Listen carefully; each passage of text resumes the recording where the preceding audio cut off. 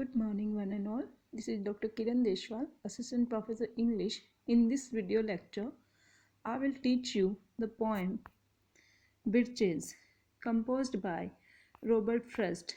Before beginning the poem, let us have a brief introduction. Birches is a poem by American poet Robert Frost. Students, birches एक पेड़ होता है जो बर्फीले इलाकों में पाया जाता है।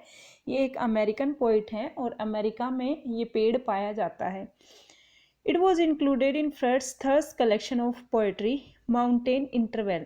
ये जो कविता है ये उनके कविता संग्रह माउंटेन इंटरवल में प्रकाशित हुई थी, विच वॉज पब्लिश्ड इन 1916, जो 1916 में प्रकाशित हुआ। कंसिस्टिंग ऑफ 59 लाइन्स, इस कविता में 59 लाइन्स हैं। It is one of Frost's most anthologized poem. ये उनकी एक बहुत जानी पहचानी कविता है। Along with other poems that deal with rural landscape and wildlife, it shows Frost as a nature poet. इस कविता में फ्रोस्ट को एक प्रकृति के कवि के रूप में दिखाया गया है। Frost's writing of this poem was inspired by another similar poem, Swinging on a Birch Tree. ये जो कविता है ये इंस्पायर हुई है बिर्च के पेड़ पे झूलना, उस कविता से ये इंस्पायर हुई है, जो कि किसने लिखी है? By American poet Lucy Larcom and his own experience of swinging birch trees at his childhood. बचपन में वो उस पेड़ के झूला करते थे। Frost once said it was almost sacrilegious climbing a birch tree till it bent, till it gave and swooped to the ground, but that's what boys did in those days. बचपन में सब लोग पेड़ों के लटक लटक के झूलते हैं और उसी एक्सपीरियंस को इस कविता में उन्होंने शो किया है। Written in 1913-1914, Birches first appeared in Atlantic Monthly. पहले ये कविता एटलांटिक मंथली में प्रकाशित हुई थी 1913-14 में, in the August issue of 1950, and was later collected in Frost's third book Mountain Interval 1916. 1916 में ये उनकी तीसरी किताब माउंटेन इंटरवल में प्रकाशित हुई। When the speaker sees a row of bent birches, birches tree जो होते हैं वो सड़क के दोनों तरफ होते हैं अमेरिका में, और उनकी टहनियाँ अंदर की तरफ झुकी हुई होती हैं। Row of bent birches in contrast to straight trees, he likes to think that some boy has been swinging them. और बर्फ से क्या होता है, पेड़ की टहनियाँ झुक के नीचे लटक जाती हैं। तो जब वो टहनियाँ झुक के नीचे लटकी हुई होती हैं तो कवि ये सोचता है कि शायद किसी स्कूल बॉय के लटकने से ये टहनियाँ झुक गई हैं। He then realizes that it was not a boy, rather the ice storms that had bent the birches. फिर उन्हें पता चलता है कि ये लड़कों ने नहीं झुकाई हैं, ये तो बर्फीले तूफानों की वजह से झुक गई हैं। On a winter morning, freezing rain covers the branches with ice. सुबह सुबह, सर्दियों की सुबह में अमेरिका में बहुत ज़्यादा बर्फ़बारी होती है, तो बिर्चेस के जो पेड़ होते हैं वो बर्फ़ से लद जाते हैं, which then cracks and falls to the snow covered ground. और जब धूप निकलती है तो बर्फ़ पिघलती है और वो शीशे की भांति कटक कटक के ज़मीन पे गिरती है। The sunlight reflects on the ice crystals. और बर्फ़ के जो परतें होती हैं उनमें सूर्य की रोशनी चमकती है, मेकिंग ए ब्रिलियंट डिस्प्ले, और वो आँखों के लिए बहुत सूदिंग डिस्क्रिप्शन होता है। When the truth strikes the speaker, he still prefers his imagination of a boy swinging and bending the birches. कवि को पता है कि ये लड़के ने नहीं झुकाई हैं किसी ने, बल्कि ये बर्फ़ से झुकी हैं। फिर भी कवि यही मानना चाहते हैं कि शायद ये किसी लड़के के झूलने की वजह से झुक गई हैं। The speaker says he also was a swinger of birches when he was a boy. कवि कहता है कि जब मैं छोटा बच्चा था तो मैं भी स्विंगर था, मतलब झूला झूलता था बिर्च के पेड़ की टहनियों पे। And wishes to be so now, अब वो कवि बड़ा हो गया है और वो चाहता है कि मैं फिर बचपन में चला जाऊं और झूलूं। तो यहाँ पे हमें कवि की नॉस्टैल्जिक फीलिंग दिखाई देती है। When he becomes weary of this world and life becomes confused, जब वो इस दुनिया से थक जाता है और जब जिंदगी में उसके परेशानियां आ जाती हैं, he would like to go toward heaven by climbing a birch tree and then coming back again. वो चाहता है कि मैं इस बिर्च के पेड़ पे चढ़ के आसमान में चला जाऊं, because earth is the right place for love, पर वो वापस आना चाहता है क्योंकि पृथ्वी ही वो जगह है जहाँ इंसान प्रेम प्राप्त करता है। This poem is written in blank words में ये कविता लिखी गई है with a particular emphasis on the sound of sense. For example when Frost describes the cracking of the ice on the branches, जब वो बर्फ कड़कती है, टूटती है, his selections of syllables create a visceral sense of action taking place, तो हमें सच में बर्फ के टूटने का एहसास होता है। तो साउंड ऑफ सेंस, एहसास होने वाली कविता ये है। Soon the sun's warmth makes them sad crystal cells, shattering and avalanching on the snow crust, such heaps of broken glass to sweep away. Originally, this poem was called Swinging Birches, a title that perhaps provides a more accurate depiction of the subject. In writing this poem, Frost was inspired by his childhood experience with swinging on birches, which was a popular game for children in rural areas of New England during the time. Frost's own children were avid birch swingers, as demonstrated by a selection from his daughter Leslie's journal. On the way home, I climbed up a high birch and came down with it, and I stopped in the air about 3 feet, and Pep caught me.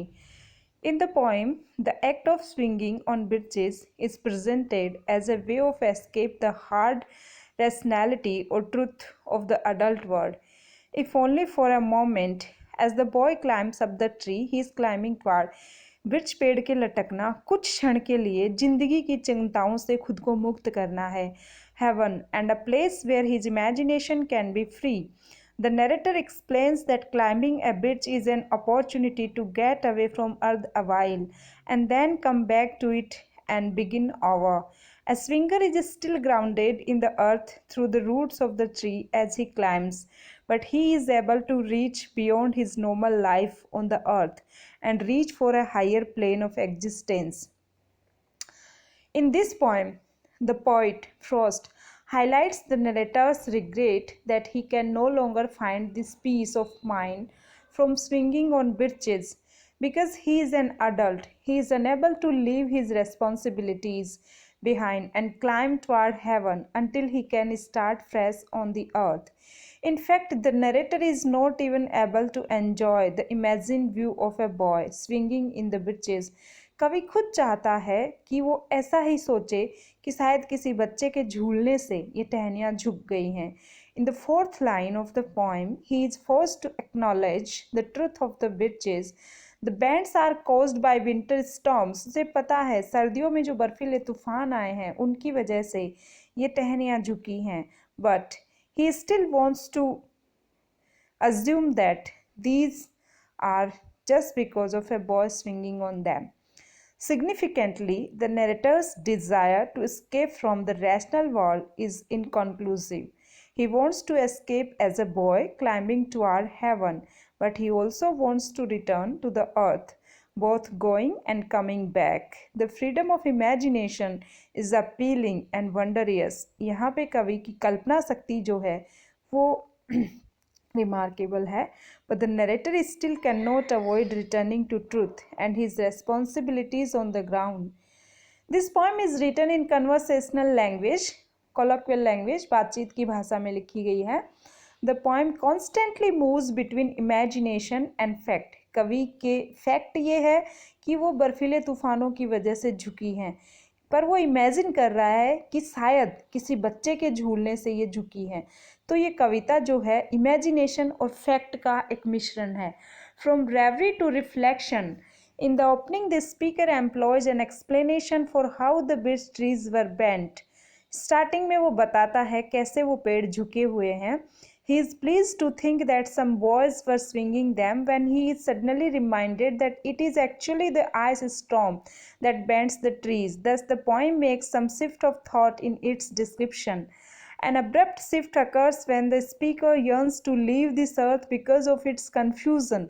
कवि को पृथ्वी पे जो परेशानियां झेलनी पड़ती हैं उनकी वजह से वो पृथ्वी को छोड़ के birch tree के थ्रू हेवन में जाना चाहते हैं and make a heavenward journey. But the speaker does not want to die by leaving earth forever. He wants to come back to this earth because to the speaker, the earth is, though not perfect, a better place for going on. The speaker is not one who is ready to wait for the promise of afterlife. The love expressed here is for life and himself.